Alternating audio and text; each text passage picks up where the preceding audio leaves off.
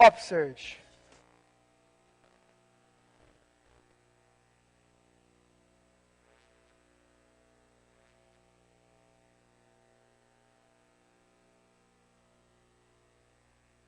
UpSurge. Real interviews, real stories, real individuals, real testimonies. Be sure to tune in every Saturday evening at 7:30 p.m. where Meadowvale's Youth Talk Show will be resuming for Season 2 of UpSurge. This is something you don't want to miss, so be sure to tell your friends, your family, your coworkers, and even acquaintances. You can find us on Facebook, our YouTube, or our website. UpSurge, where the surge is always up. UpSurge. Real interviews, real stories, real individuals, real testimonies.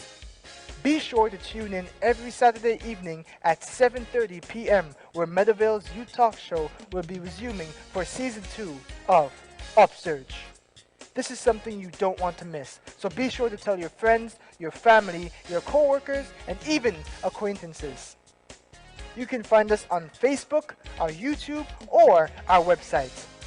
UpSurge, where the surge is always up. UpSurge. Real interviews, real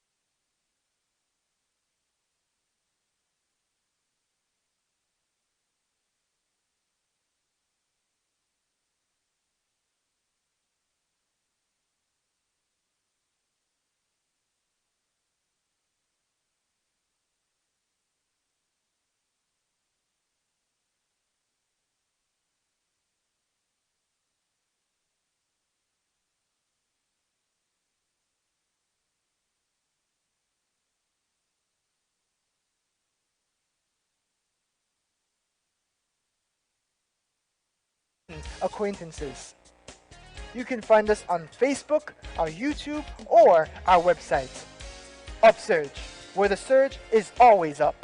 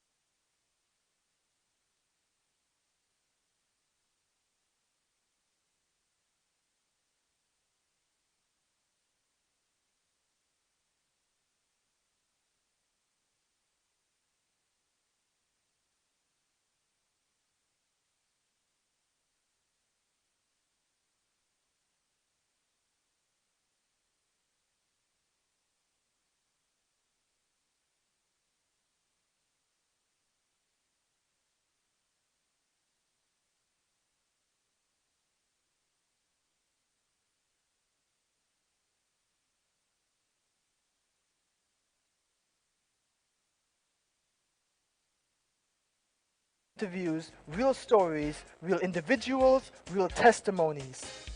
Be sure to tune in every Saturday evening at 7:30 p.m. where Meadowvale's Youth Talk Show will be resuming for season 2 of UpSurge. This is something you don't want to miss. So be sure to tell your friends, your family, your coworkers, and even acquaintances. You can find us on Facebook, our YouTube, or our website. UpSurge, where the surge is always up. UpSurge, real interviews.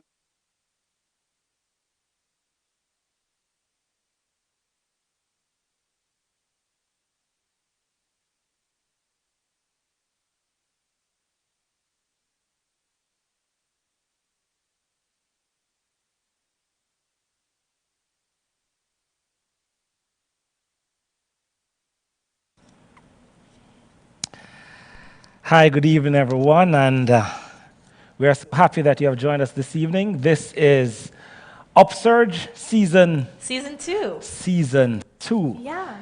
Last season was a blast. It was fun. It Yeah. was fun. I was just looking at our promo video and I didn't realize how many episodes had passed, and that's crazy. It's just crazy, yeah.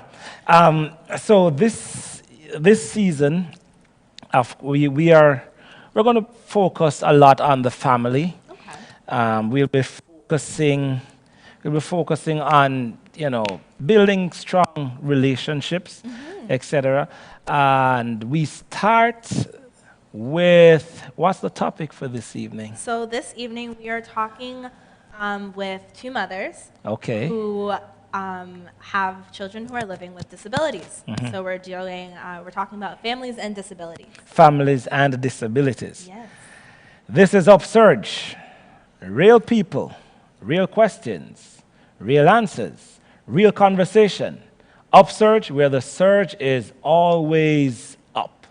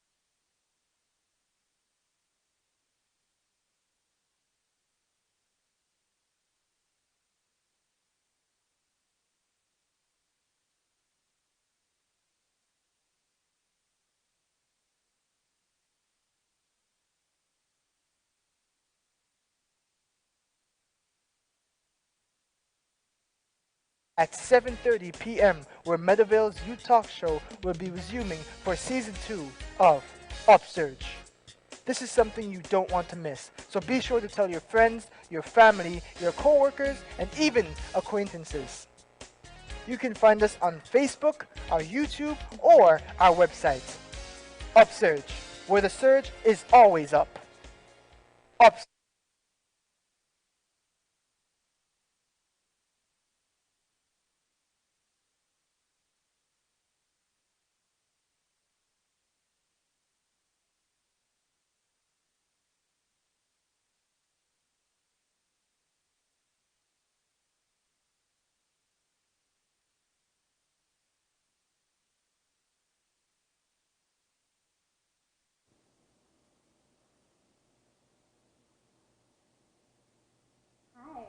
welcome back to UpSurge, where the surge is always up.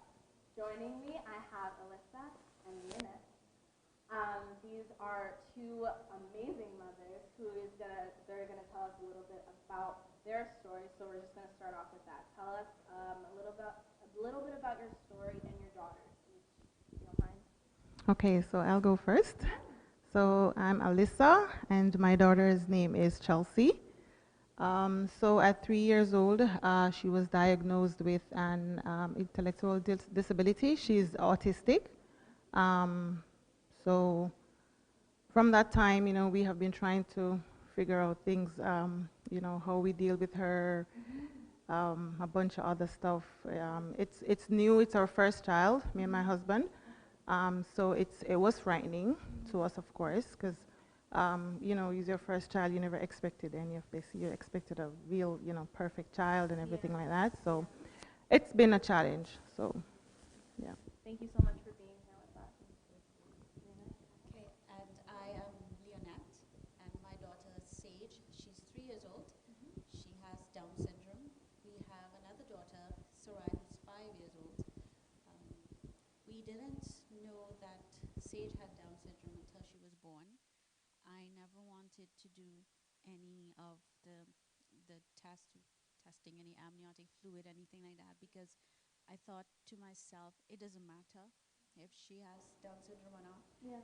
And if I found out she did, it would just put me in a state of panic, just worrying for all the months until she was born. So I chose not to do any of that testing. So when she was born, the first time I saw her, I kind of knew by her eyes. It was very strange because the night before I was in the hospital and I dreamt that somebody was painting a baby on a canvas, and after they were finished, they just took their thumb and just wiped across the eyes. So when she was born, I looked at her eyes and I noticed, and then after it was confirmed, the diagnosis was confirmed, so our journey started then. She's 3 years old now. All right. Thank you so much for being here with us. So we're just going to jump right into it. You both shared a little bit about your reactions, but I just want to know how you were feeling when you found out that Sage had Down syndrome and when you found out that Chelsea was autistic. I just want to know your immediate reactions. I was in denial. At the age of 2, I started realizing, certain things about her. She was not looking in your eyes when you're speaking to her. She was not, that eye contact. Yeah. At 2, she was supposed to be doing certain things, calling me by name, mommy, daddy, or, call her other, friends or whatever by their name. Yeah. She wasn't doing that. And my mom said to me, you have to get her tested because something is wrong. Normally a normal child would be doing stuff that she's not doing. Yeah. So it took me a while to get her tested because I was in denial. I'm like, okay, not my child. She's normal. She was born normal. The other thing that led me to get her tested when she was born, so I had a difficult birth with her. Yeah. So the umbilical cord was around her neck. Okay. And there was no oxygen going to her brain. So basically she was dying inside of me. They had to rush me to another hospital and did an emergency cesarean section. So when she was born, the doctor looked at me and said, your daughter could have died, or she could have had a brain damage or brain injury. But she's fine now. She's okay. We don't see anything happening to her. Like, there's nothing happening. There's nothing now. She's okay. Yeah. Yeah. So when I'm seeing those signs at 2, I'm like, okay, it flashed back to my head, and I said, okay, that could be the reason why, she's having this delay in speech and delay in everything. Yeah. So I got her tested at 3, and then it was confirmed that she was mildly autistic at the time. Okay. Still in denial. I'm like, okay, no, it's not not me. Yeah. Why me, Lord? So I was in denial. My husband was in denial. But my family accepted and said, okay, start the treatment right away. Start getting help. And we were in Jamaica, so it's not much help for kids in Jamaica like those. It's very expensive. Okay. Could not afford $300,000, $400,000, $500,000 for the whole year just to Wow. take care of an autistic kid. So Okay. it was shocking for me, like really, really shocking. Yeah. So I couldn't, I can't imagine another, parent going through what I went through at the first, your first child. Mm-hmm. It's really alarming, and you don't know what to do, how to care for her now. She can't communicate with you like a normal child. How Yeah. do you do it? What Yeah. do you do? How is she going to go to school? How is other kids going to look at, So at all these her? things were running All through those your things, and I head. don't know what to do. Yeah. So yeah. Yeah, denial would be a natural Yeah. place to go. And what about for you, Nina? I think there was a little bit of uncertainty in the beginning because Okay. I knew of Down syndrome, but I never knew of everything that's associated with it. I knew of the cognitive disability, but only when she was born, then then we got in, okay, well, these children are predisposed to have a heart condition, so Okay. we were testing our heart. We had to go to pediatric cardiologist, her heart, her hearing. Yeah. It was everything, because when you think of it, it's every cell in your body that has this extra chromosome, so it affects you physically Okay. as well as mentally. And I had no idea, so we were just going through the paces at that time. Yeah. And I don't even remember if I even cried that day, because like I said, I knew somewhere in my being, that something wasn't quite right.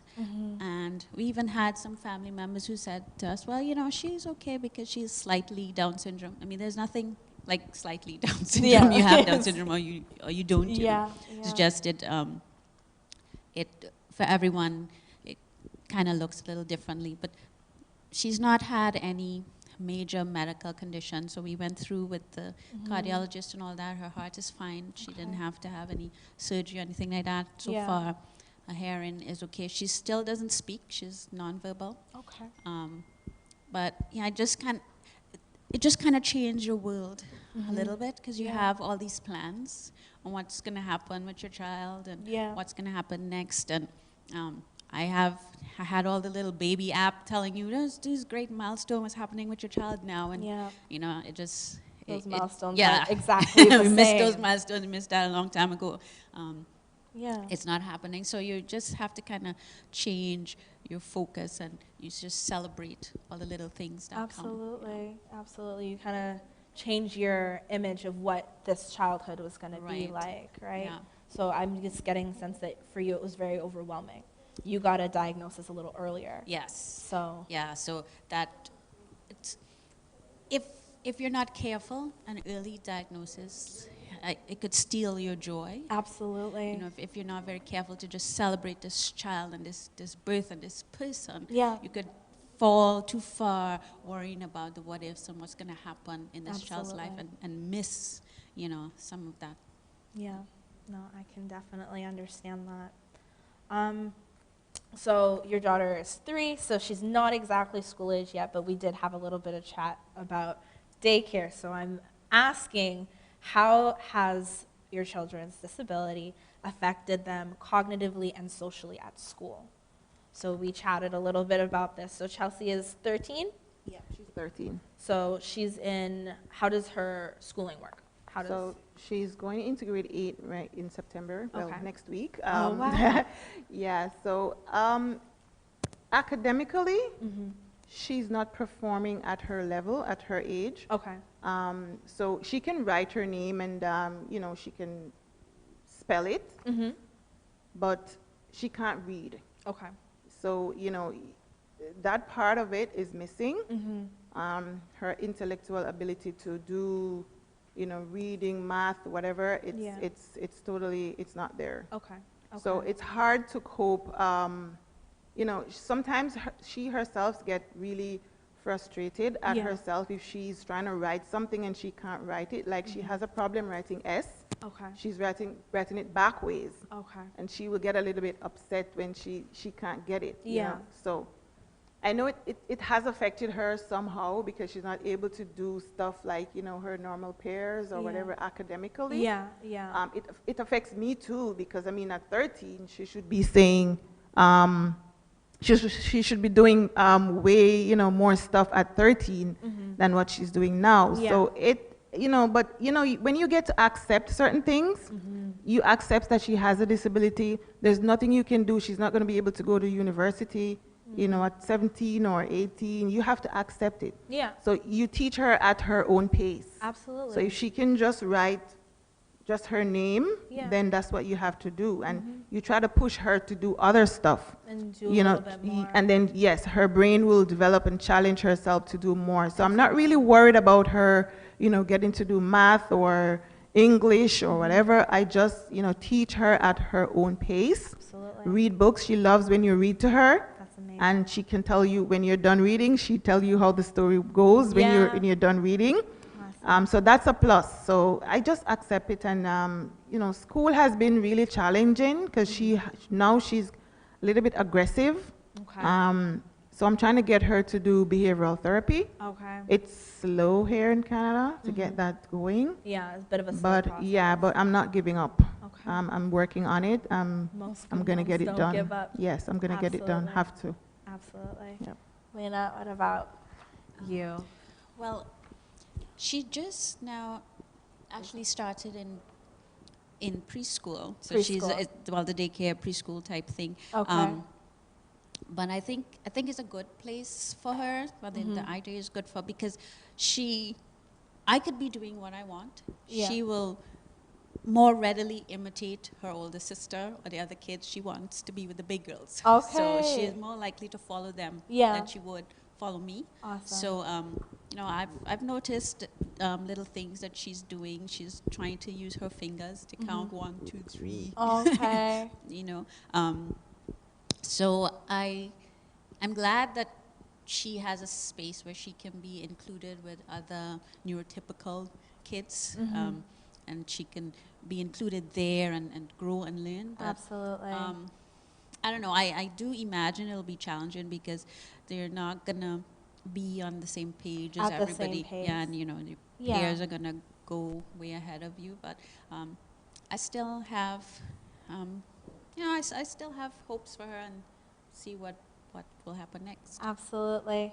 So we're just going to take a break from talking with these beautiful ladies here. We're just going to hop over to our chill room where Pastor D is chatting with some of our members.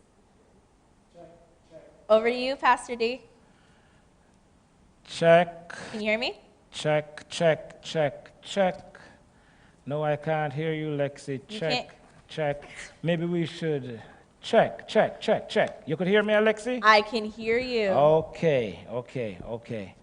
I'm in the chill room, chilling with my good friend and gym partner, TK. I mean, if it wasn't for the COVID virus, I would have been like really. Right. We're gonna have to get a whole new wardrobe there, man. And Anne-Marie. And also in the chill room, we have been getting a lot of questions from social media. A lot of questions. We see Diana Wright tuning in from Jamaica. She has some questions. Pastor Greg Baldio, Pastor Rohan Spencer, Pastor Spencer in New York. Anne-Marie, you're the expert here.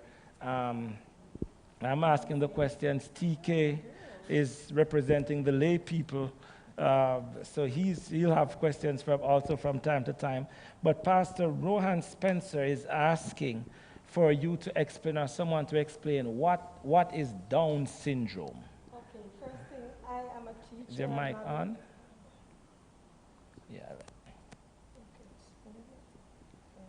I'm not a nurse, so I'm not going to give you any scientific definition. But what I can say, Down syndrome is caused when there are 3 extra chromosomes attached to the standard level of chromosome or given. No, hold on. When there's 3 extra chromosomes. So Down syndrome is caused when there are 3 extra chromosomes. Right, Okay. the body is generally, every one of us. Hold the mic up so every one of us are assigned a standard set of chromosomes. All of us same level of chromosomes. But Down syndrome is caused when 3 extra chromosomes is added. As I said, I'm not a nurse. Okay. I'm just a teacher.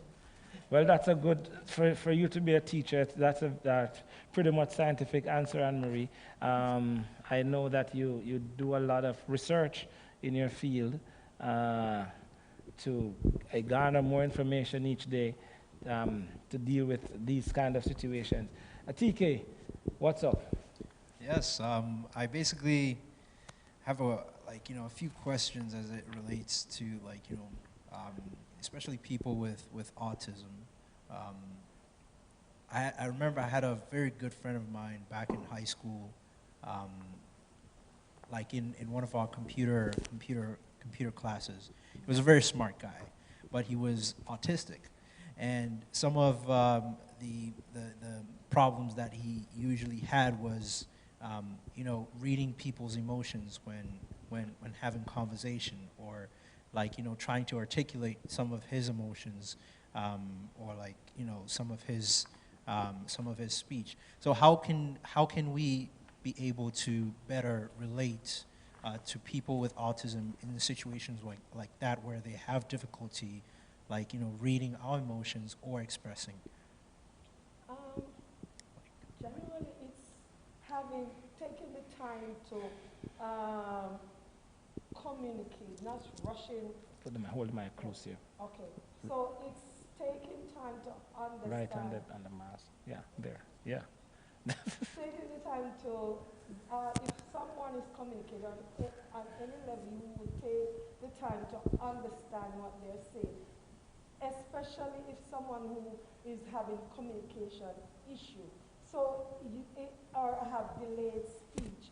It's taking the time to listen what they're saying and respond, right? So many times individuals who have delayed speech, they're really accessing, or they should be accessing resources that would help them with their communication needs. I see. Okay. Diana Wright from Jamaica, she's asking about behavioral therapists in Canada. Are there a lot of behavioral therapists in Canada? How is Canada, I guess she wants to know, how is Canada with regards to rearing kids with these challenges? As a teacher, I do know that I work with the TDSB, Toronto District School Board, and I know that for kids who need behavioral therapists, they can access them through the school. The school generally will get a referral letter from the doctor, asks the parents to get a letter from their doctor, and they assist them to get access to a behavioral therapist. And many times if it's through the board, the parents don't have to come out of pocket. Absolutely. Okay, so we are here chilling in the chill room. I know the questions are pouring in, but we have to go back to Alexi in studio. Alexi, thank you so much. Over to you. All right, thank you, Pastor D, and we are back, ladies. So just before we switched over to the chill room, we were talking about both your girls being in school, and how we talked a little bit about how that affected them, or how that works cognitively, or how they are affected cognitively. But I want to ask now about the social aspect of it. So whether that be interactions with friends or interactions with teachers or whoever is assisting them in classes, how does that work and how does that look generally? For Chelsea does not socialize easily, whether with her peers or her teachers. Mm-hmm. She more socialized with me or her dad. Okay. Or her family or relatives, Okay. cousins, persons who she's more comfortable familiar with or comfortable with. Yeah. Yes. So At school, the teachers try to do some socialization. Yes. It's not so, I don't think they do it enough. I think there could be more, Absolutely. but they do try. Okay. They try. I'm not gonna, hit hard on Yeah. them, but they do try. Okay. But I would love to see more socialization because she stays by herself most of the time. Okay. So I would love to see her doing more of that, and I think I will be imploring on the teachers to do more of that this semester at school. However, last term, before the COVID, she had a friend that they said, they're trying to push her to speak with the friends. The friend come over to the classroom Yeah. and do, stuff with her. Okay. They walk to the gym together and whatever. And then it just stopped. Okay. I don't know why it did, Yeah. but I think she could do more with socialization. There could be more. Yeah. Absolutely. Absolutely. Well, I know this time around with all the precautions with COVID, it's going to be extra hard because I know my little girl, she loves to socialize. Social distancing is not her strong point. Yeah. She wants to be with you. She Yeah. wants to hug you. She wants to kiss you. Oh. But sometimes, I guess, even before COVID, if I were to talk about that, sometimes it feels like you're kind of alone together Yeah. because there's like so many kids around, but she'll do her own thing, but just because sometimes the teacher might think she'll do something unpredictable, like grab somebody, so they kind of try to make a barrier or put a human wall Yeah. there. So I don't know, I have kind of mixed feelings about that and how much she gets to socialize with the other kids just because they don't want her to hurt another child. Okay. And then too, sometimes, because she's nonverbal, the way she approaches a child, the small children might be afraid. So she'll not come over and say, "Hi, do you want to play?" She's coming in, running, Yeah. screaming. Yeah. Yeah. So I don't know about that social bit. The It's social just, bit. yeah, that's a little button for us there. Yeah, absolutely. Something that you're gonna grow on as the year goes by. Is she going back to preschool? Yeah, she's going to go back. She's gonna go back. Okay. So we'll see how that goes. We'll right? see how that goes, and I guess COVID is not helping, but Yeah. Yeah. we'll figure it out along the way. Absolutely, absolutely. So we just talked a little bit about school. I'm just gonna ask this question right before we go into our break. I know we're gonna take a break soon, but I did want to talk about how it has affected your family on a whole. So Chelsea is your first child. Sage is your second? Second daughter. So how has that affected your family socially? So your day-to-day, how has that changed? Or how have you had to fix your routines around your children? So for myself and my husband, we try to involve Chelsea in whatever we are doing. Like whatever, we try to, tell her what we're doing. If we're going to go out, we tell her. We take her with us. We don't leave her. If we're going to the restaurant, wherever we're going, we don't leave her. It has been a challenge. I'm not going to say it's easy. Yeah. She's verbal, but she doesn't communicate like easily or readily. You can't just walk up to her and say something and then she'll respond. So in the house, it's the same thing. Okay. We have to try to get things out of her, try to see what she wants, Okay. what her needs are, try to have them met. Okay. So it's a challenge dealing with a special need child, but over the years we have grown to accept it Yeah. and work with it, work with her research. I do my own research. Of course. I try to find ways how to make her happy, because that's the number one thing in my household. Absolutely. She has to be happy because those kids, the autistic kids, get depressed easily. Okay. And they cry a lot. Chelsea cries a lot. So every time you see her wanting to cry, I have to say some cheering words, tell Yeah. her something nice. Okay, we're going to get pizza later. Okay, we're going to go somewhere. We're going to go to the park. Yeah. So that's just my responsibility and her dad, just to keep her happy throughout the day. And so So far, it's working. That's amazing. Yeah. She looks like a happy and Yeah. beautiful girl. So She is. perfect.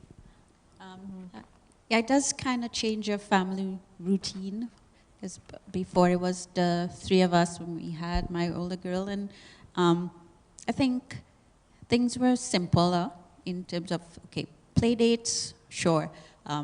Now, with the dynamic with Sage, it's not as simple as, okay, well, you go on a play date, just go in the park, have at it, there's usually one of us there to kind of referee if any, if she was to get grabby or something. Okay. We always have to go with her, go to the park.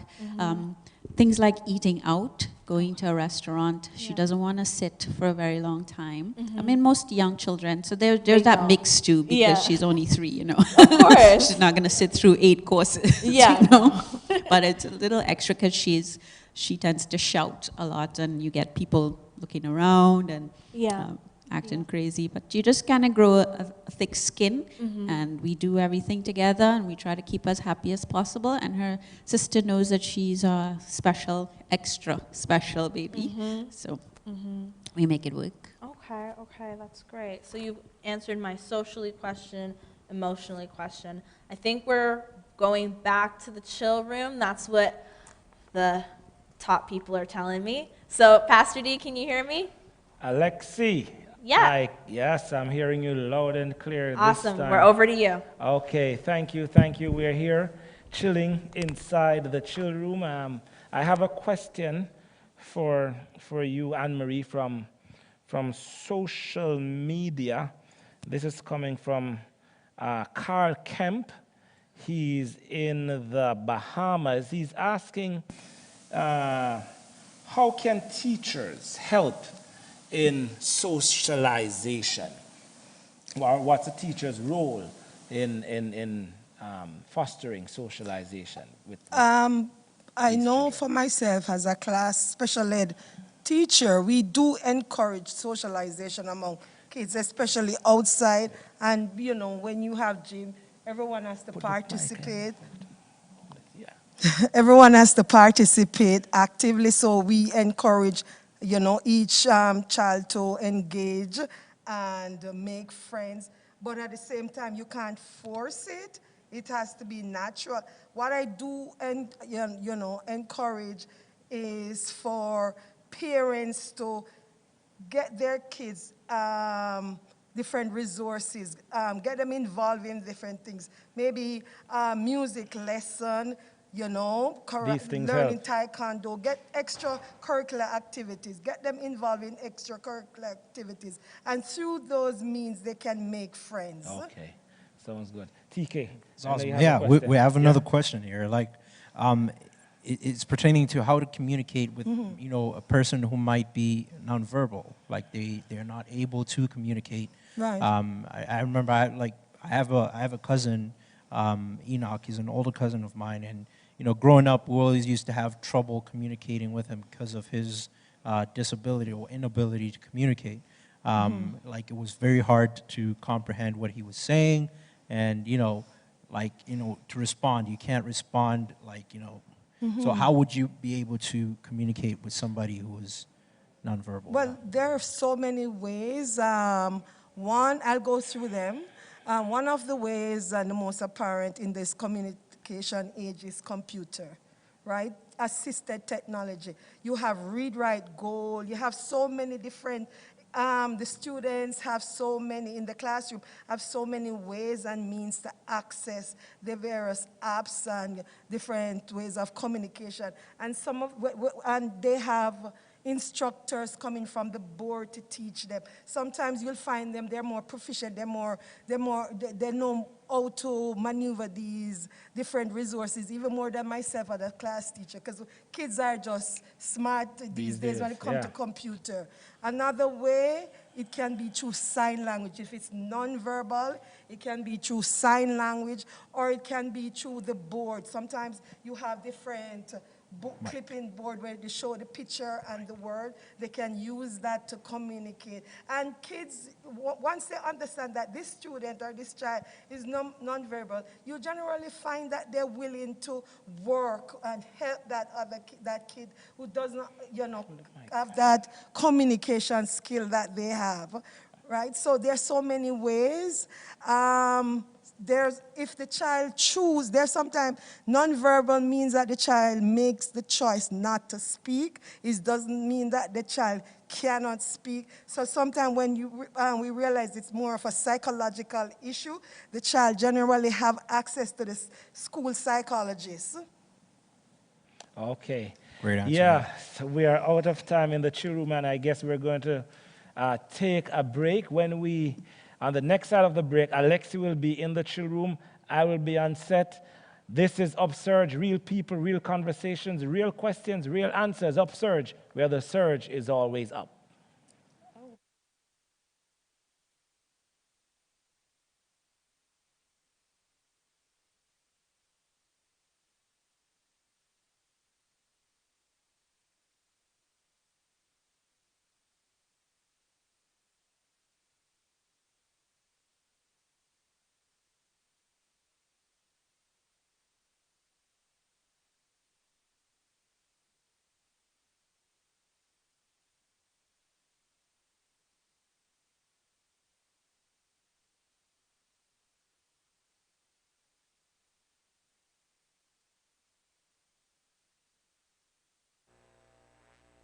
UpSurge. Real interviews, real stories, real individuals, real testimonies. Be sure to tune in every Saturday evening at 7:30 p.m. where Meadowvale's Youth Talk Show will be resuming for Season 2 of UpSurge. This is something you don't want to miss, so be sure to tell your friends, your family, your coworkers, and even acquaintances. You can find us on Facebook, our YouTube, or our website. UpSurge, where the surge is always up. UpSurge. Real interviews, real stories, real individuals, real testimonies. Be sure to tune in every Saturday evening at 7:30 p.m. where Meadowvale's Youth Talk Show will be resuming for Season 2 of UpSurge. This is something you don't want to miss, so be sure to tell your friends, your family, your coworkers, and even acquaintances. You can find us on Facebook, our YouTube, or our website. UpSurge, where the surge is always up. UpSurge.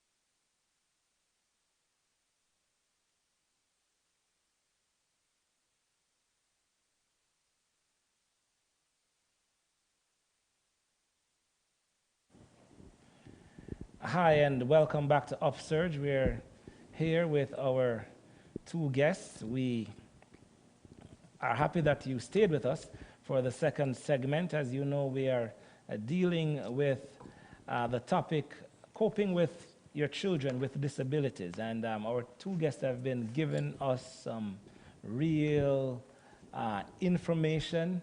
I must say that I know both of these ladies, and I just admire your patience. I can see that both of you genuinely love not just your children, but you love people on a whole. And so glad that you are here with us on UpSurge. So Alexi worked through the social and emotional challenges. Now, I ask the tougher questions, right? Still. Now for the big one,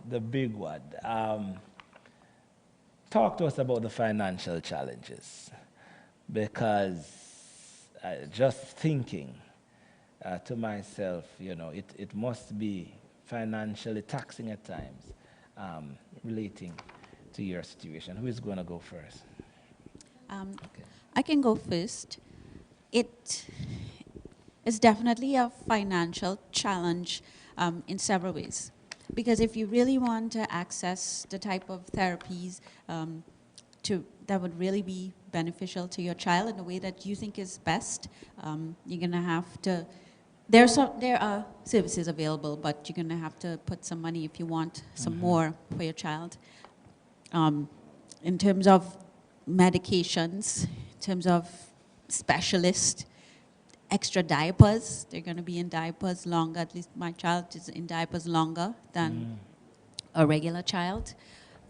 In terms of how much income you're able to make, so somebody has to be at home if they're not in daycare. That's what I'm saying, because I know for most of us who are immigrants to Canada, the challenge is help at home. You know, you're living in your local context, grandma here, cousin here, aunt here. For care, child care in Canada is very expensive. And so I'm thinking that you and your spouse, like, you'd have to like decide who is going out or who is staying, or are we going to prepare to pay for this extra care? Now there is subsidy available as a therapeutic referral for a child with special needs. They would, well, of course, it's based on your family income, so that you can have the child care subsidized for child with special needs, and it doesn't matter what is the activity of the parents. So you don't have all the other criteria, and you have to be working or going to school. So, but for us, we have that subsidy for the child with special needs. But then my older daughter, we don't want her just to be home all the time. So she's school age, but we need to have her in the before and after care program that allows us a little extra time as well to do the runaround, to do the drop off, the pickup, to look for work. Yeah. Who's working now, who's not working now. So it I could only it is imagine. a financial burden. Alyssa. For me,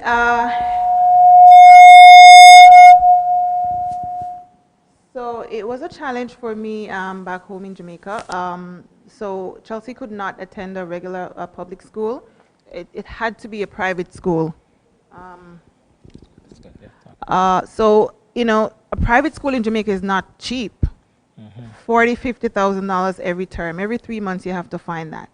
And, it was a challenge for us back home to just that part of it, just the schooling part of it. I did not get her any therapy in Jamaica because it was way too expensive. And just a side note, our guests who are watching in Canada, I know most of the folks who watch the show are in Canada. It's not 50,000 Canadian dollars a month. It's 50,000 Jamaican dollars per month. That might be equivalent to maybe 600 somewhere there. Canadian dollars, but in a Jamaican context, that is extremely expensive. Yeah. Yeah. So in Canada, you have resources or services that you can access to get funding. So you have the OAP for autistic kids, where the government give you some money for the year. You can use that for therapy. I myself have not accessed those services yet. I have applied, but haven't gotten a response yet. But you do have those services where you can access, and it helps a lot with therapy. In terms of daycare, myself and my spouse and myself, we have to work together. So he works at night. So he's home during the day. When she's home from school, he picks her up off the bus. And I get her ready, put her on the bus for school in the morning, and then I leave for work, and then he's there to so we have to. Because the daycare is expensive here, so we have to work together, and that is where the expense would come in. If I had to pay daycare for her, I could not afford it. Well. So you just have to make it work for you. Yeah. In your I'm going to go off script. I often do that, Lynette, Alyssa. I'm going to go off script a little bit, and I want to know, both of you tell me, how do you put the best all the time outside. As I said, I know you both personally. You are always smiling, always bubbly, and talking about we just mentioned the challenges, right? Did you the children get training, right? Is there any form of training, advice, therapy for parents? Because you both strike me as professionals in this field.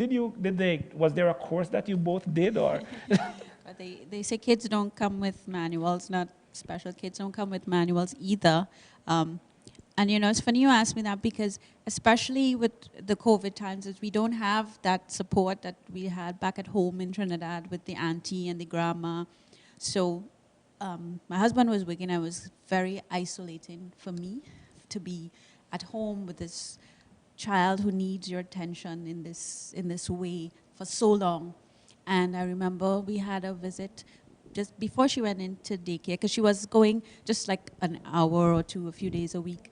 We had a nurse come to the house, and she asked me if I was okay. And that was the first time. You thought about it. It's the first time I thought, okay, well, what about me? Am I okay?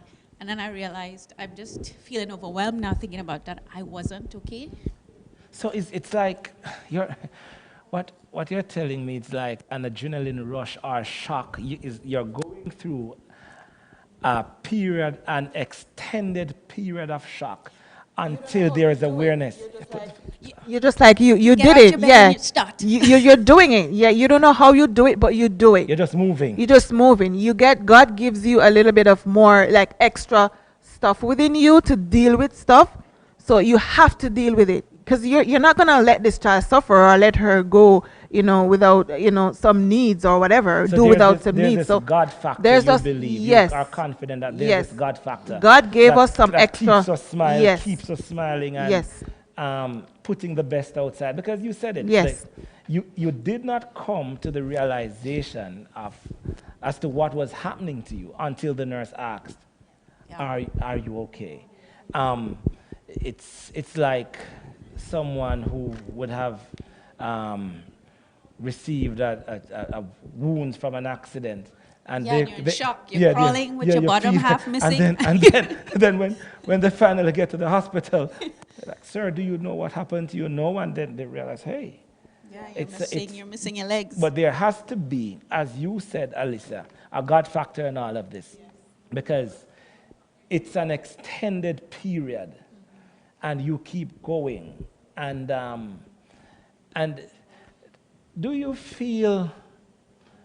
What's the feeling? Is it at the end of when you stop and you think? Is it rewarding? What's the feeling like when you stop and you think that you are pouring into this child, and you look and you're seeing improvements? How does that make you feel? It is very rewarding, because these are just different times, because even we have amazing friends that are close by, but because of the pandemic, you couldn't even reach out there, to kind of break some of the monotony. So within that isolation, when you see little milestones and little things, that you can celebrate, improvements, some new sign that she might have learned. So it is rewarding, I'll have to say, within it all. For Chelsea, it's a phase thing for her. Like every year, she's on the spectrum, and autistic kids are all of them are on different spectrums. So every year you see something different from Chelsea. Like she doesn't stay one place. Like this year she acts out. The next year she's okay. So you're seeing accomplishments. Good. And whatever you are doing as a parent, it's working. Because you're not going to rely on the teachers or the therapists to do everything. You have to do your own research. You have to put everything into place to help the teachers. They say home training begins from the home. That's right. Yes. You can't expect the therapist to do everything. You are the first therapist. God gave you that impetus, that thing It's in you. it's in you. It's an innate thing for you to help this child. It's not going to end with her. She's not going to be a normal child. You have to live with her forever.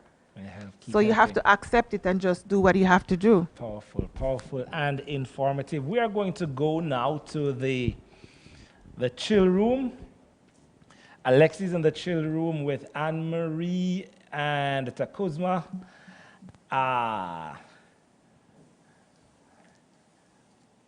Alexi, are you there? No, you're not coming through. You're not coming through. Alexi, could you try and get her to come through? Sound engineer, she wasn't coming through just now. Alexi? Are you hearing me? I could hear you. I could Yeah. hear you. I could hear you. Are you We're hearing good me? now. Perfect. So I'm here in the chill room with Takuzza and Anne Marie. So we've just been discussing, we discussed the 5 stages of grief. Anne Marie was telling me that most parents, when they get the diagnosis about their children having disabilities or living with a disability, they often go through the 5 stages of grief. So we looked it up, the 5 stages of grief in their technical order, but they don't always go that way, right? No, they don't always go that way. Exactly. Sometimes you don't have to even go through the 5 stage. It can be just 4 or 3. Yeah. But it's definitely the parents having heard that, okay, my child is autistic or Down syndrome. Then it's about, looking at the child and say, okay, all of my hopes of because most parents, when they have a child, they will think, okay, my child, I want my child to reach his fullest potential, a doctor, a lawyer. So when they look at that possibilities in comparison to what the child has been diagnosed, that, push this sorry, that just starts the 5 stages of grief in knowing that my child will not be able to be all he can be the doctor that I want my child to be the lawyer that I want my child to be. Look at society. Society is going to make, start dictate condition and put limitation on my child. Yeah. So go ahead. Yeah, no, I think that also we talked a little bit about stigma and how a stigma, I think, contributes to the 5 stages of grief. I think that it contributes to the fear that parents feel because of how society has labeled children that are living with disability. You want to weigh in? Yeah, like I feel like, more times like we are scared. We're scared of how we're going to react to that person, for example, or how I can't speak on a parent's perspective because I don't have that, knowledge or right to do so. But I feel like at the end of the day, what we have to recognize that these are people, and in the context of, the gospel, and the context of, how God died for everyone, no matter what, side you're on, or whatever, what disability you may have. These are people that we still need to be able to understand, people that we still need to be able to relate to, and people that we still have to have compassion on. So I feel like, these stigmas that we have, that we have in society that put limitations on people first, right? Yep. With disabilities, they contribute to the overall, picture that we have. Absolutely. Right. So, because many times we say, oh, if that child or that person has this disability, they can't live a normal life. But normal is subjective. What is normal? Yeah, exactly. Right? Yeah. Exactly. So, Exactly. and because of the parents hearing that, they're like, okay, the stigma is already attached. And that's why, as a teacher, I realized that stigma has a whole lot to do with how the parent feels and how, impact the family. Because many times, especially in certain communities, You know, they don't want their child to be diagnosed. Why they don't want their child to be diagnosed? Because they don't want the stigma that is attached. And the with that diagnosis. stigma comes the limitation and putting that child in a box. Yeah. But, you know, on the other hand, identifying the disability does help in getting that child the much needed resources. Absolutely, and making sure that the resources Right. are suited to that particular child. Right. Yeah, yeah. So I think we're gonna bounce back to Pastor D in the studio. Pastor D, are you there? Yes, Lexi, thank you so much. We are back here with our guests, Lynette and Alyssa.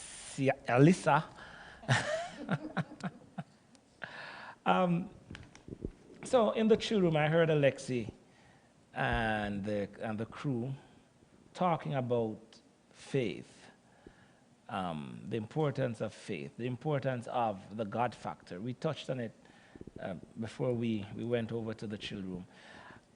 But I know both of you are members of faith-based groups.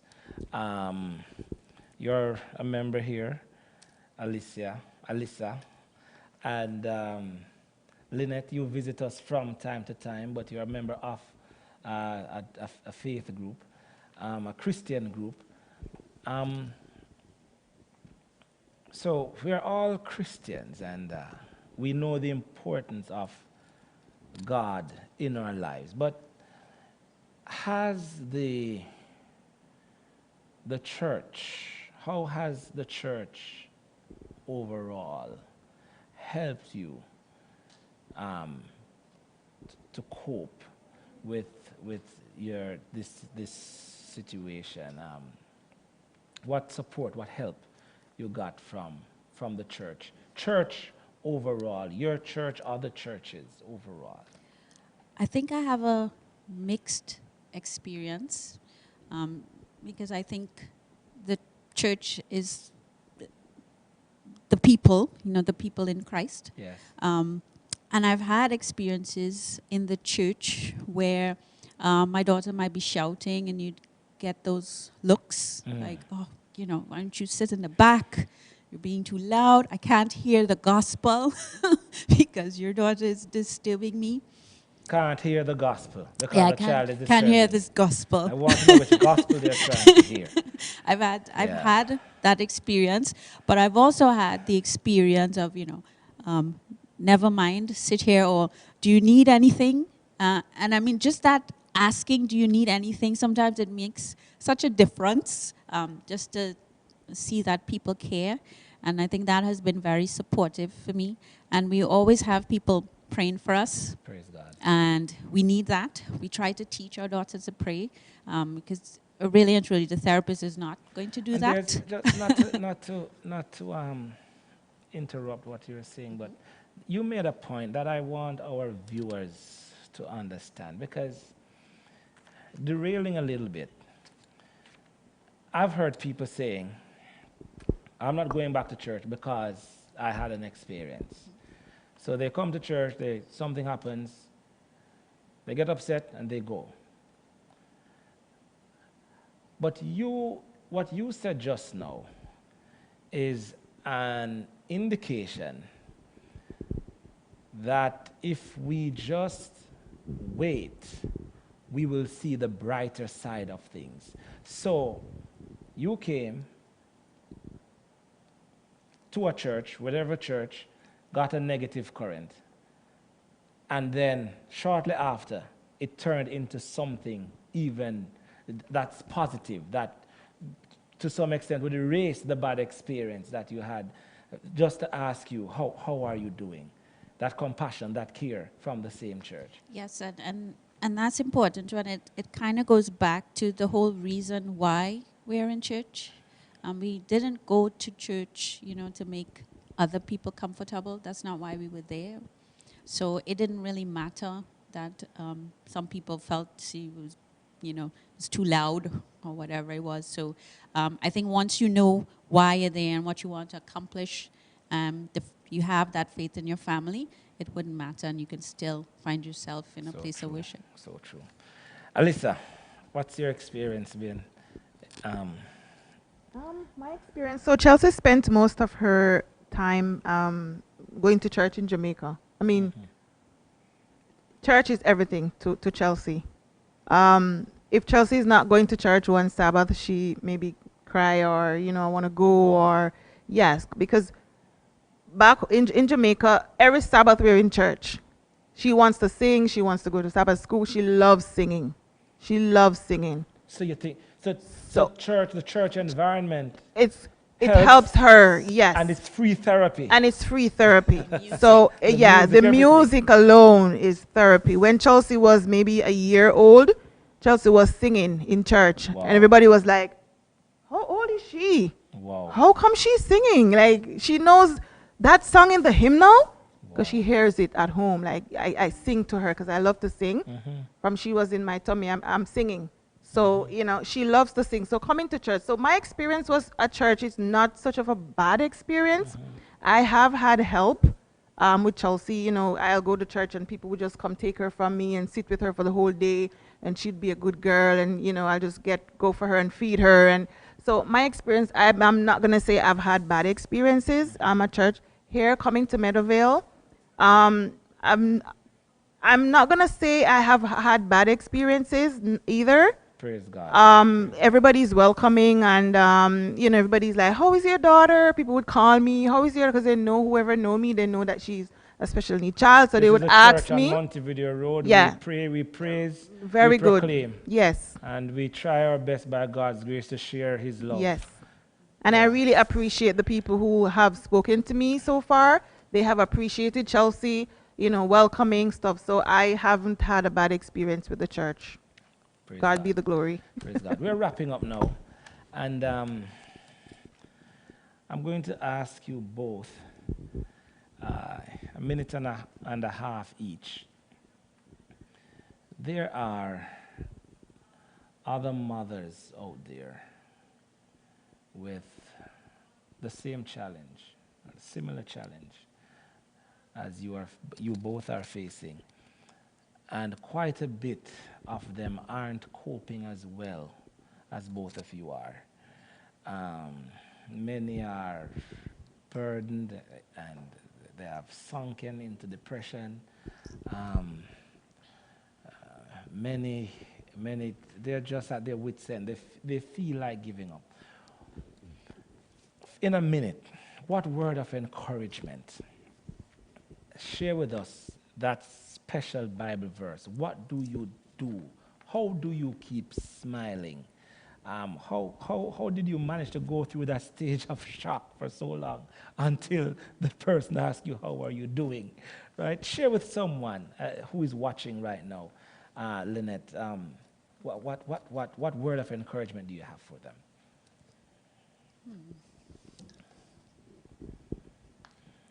I would say you have to keep going. You don't have a choice. You can't stop now. You've come this far, and I feel like if not me, who? I feel blessed, in that God thought that our family was special enough that He could entrust her to our care, because it's definitely an experience that not everybody would take to. So He thought our family would do well, and He gave us this special needs child, and that we can do it. So if He has that faith in me, then I think I can go ahead and do it. And anybody who's placed in the same circumstance, it just kind of need to see the bigger picture and keep going one step at a time, one day at a time. One day at a And time. we'll get it done. And I'm always looking for people who in a similar situation. If we can talk together, if you want to have a virtual coffee, I'm open to it if anybody wants to connect. So They could reach you. Yeah. They could reach out. to you. you can reach through the Meadowvale Church. So if you want to reach out to Lynette, reach out to us at the Meadowvale Church, and she's willing to spend some, and that is so encouraging. She's willing to spend some time to talk with you, to help you to work through your challenge. Alicia. Okay, so for me, my text is, with God all things are possible. Like what that text is, it's you can take it and apply it to your own situation. I've gone through a lot with Chelsea. Anything is possible. You can do it. Love is the bottom thing here. You have to keep loving these kids. They have to see that you love them. They have to feel that love. And you don't stop. You keep pushing, you keep pushing, you keep trying, you keep encouraging them. And at the same time, as Lynette said, if we can connect with each other, we will strengthen each other. Iron strengtheneth iron. Like, you're going through similar situation, we can share, we can, we can even go out together, have fun times together by ourselves, leave the kids home with their dad. Support, yeah, just keep that connection. So my advice would be, the church can support whatever you can do, whether you want to say, okay, I'll babysit you your child for an hour, let you guys go out and have fun or whatever. That support is welcomed also. So true. So true. That's my thing. I want to thank you both so much for joining us this evening on UpSurge. You were our first guest for UpSurge Season 2, and we want to thank you so much. Keep strong, keep faithful. As you said it, God saw the potential in both of you, and so he has entrusted into your care these special children. We're about to close off UpSurge. I need to get Alexis. I'm going to ask someone from the media crew, could you go run down to the chill room, ask her if she could join us back on set right now as we close off UpSurge, where the surge is always up.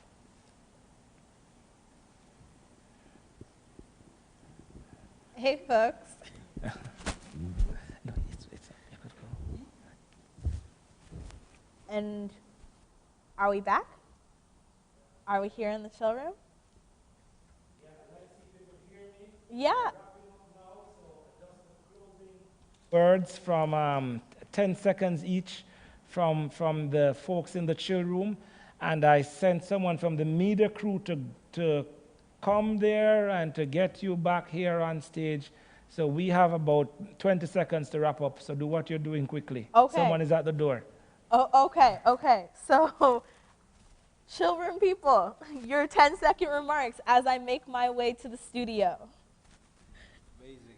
Just want to thank once again the two mothers who have decided to show up and give us a little perspective into their lives with their children and how they go about their day-to-day lives.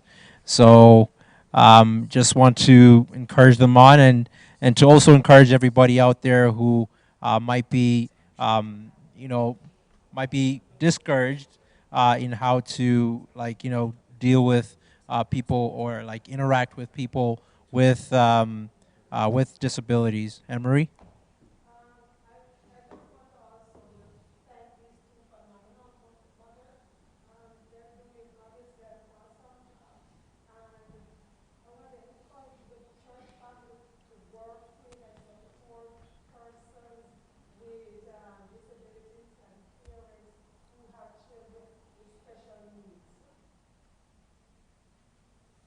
Okay, back to you, Lexi and Pastor Duncan. And we're back. Okay, yeah, we're back. Hi, Lexi. So we're wrapping up now. For this month, we're focusing on the family. Yes. We're going to look at abuse, spousal abuse. Yeah. What's the other topics? We're going to look at divorce, coping with divorce, living in different family dynamics. We're going to talk a lot about the ways that the family comes together, is torn apart, and all of that, mending, and also how children coping, how divorce affects children. Absolutely. We're out of time. This is UpSurge. Real people, real conversations, real questions, real answers, real issues. UpSurge, where the surge is always up. We're out.